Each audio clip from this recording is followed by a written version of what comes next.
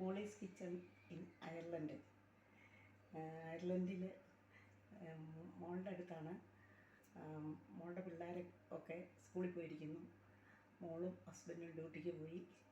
ഞാനും എൻ്റെ ഹസ്ബൻഡും അഞ്ജലിയുടെ ഒരു കൊച്ചു മോളേ ഉള്ളൂ.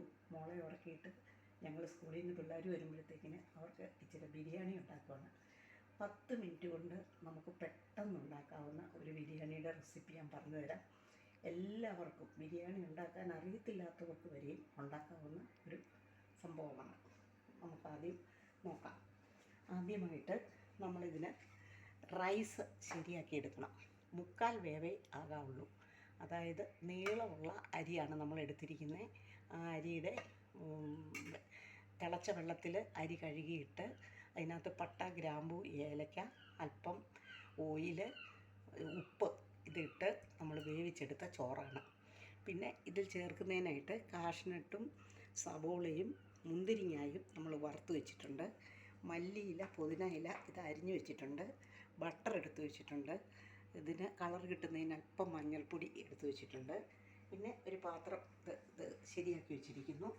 പിന്നെ ഇതിൻ്റെ മെയിൻ ഇൻഗ്രീഡിയൻസായ ചിക്കനിൽ നമ്മൾ മുളക് പൊടി, ഗരം മസാല, കുരുമുളക് പൊടി, അല്പം ഉപ്പ്, പിന്നെ 2-3 ചിക്കൻ ക്യൂബ്സ്, 2 ചിക്കൻ ക്യൂബ്സ്, അല്പം ഉപ്പേ ഇടാവുള്ളൂ. ചിക്കൻ ക്യൂബിന് ഉപ്പുള്ളതുകൊണ്ട് അതിൽ കുറച്ചുള്ള ഉപ്പേ ഇടാവുള്ളൂ. നാരങ്ങ നീര്, ഇഞ്ചി, വെളുത്തുള്ളി ഇവ അരച്ച ഗാർലിക് ജിഞ്ചർ പേസ്റ്റ് ഇത് ചേർത്ത് ഒരു അരമണിക്കൂർ വെച്ച ശേഷം നമ്മൾ ഗ്രില്ല് ചെയ്തെടുത്ത ചിക്കനാണ്. അപ്പം നമുക്ക് ചിക്കൻ കറി വെക്കുകയോ ഒത്തിരി എരിവും മസാലയൊന്നും ഇല്ലാത്തതുകൊണ്ട് കുട്ടികൾക്കെല്ലാവർക്കും കഴിക്കാൻ പറ്റുന്ന ഒരു നല്ല ടേസ്റ്റി ആയിട്ടുള്ള ബിരിയാണിയാണ്. ഇതും നമ്മൾ റെഡിയാക്കി വെച്ചിട്ടുണ്ട്. ഇതെങ്ങനെയാണ് ഇനി മിക്സ് ചെയ്യുന്നതെന്ന് ഞാൻ കാണിച്ചു തരാം. എല്ലാവരും നോക്കിക്കോ.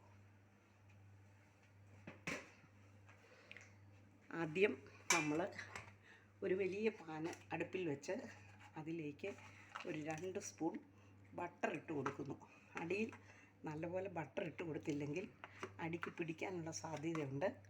ബട്ടർ ഇട്ട് കൊടുത്ത് ആ ബട്ടർ ഒന്ന് മെൽറ്റായി വരണം അടിയിൽ. അങ്ങനെ ബട്ടർ മെൽറ്റായി കഴിയുമ്പോൾ നമ്മൾ മെൽറ്റായി കഴിഞ്ഞാൽ പിന്നെ നമ്മൾ ചെയ്യേണ്ടത് നമ്മൾ വേവിച്ച് വെച്ചിരിക്കുന്ന റൈസ്, 3/4 വേവിൽ വേവിച്ച റൈസാണെന്ന് ഞാൻ പറഞ്ഞു. ആ റൈസ് നമ്മൾ ഒരു പകുതി ഭാഗം ഇതിലേക്ക് ഇടുകയാണ്.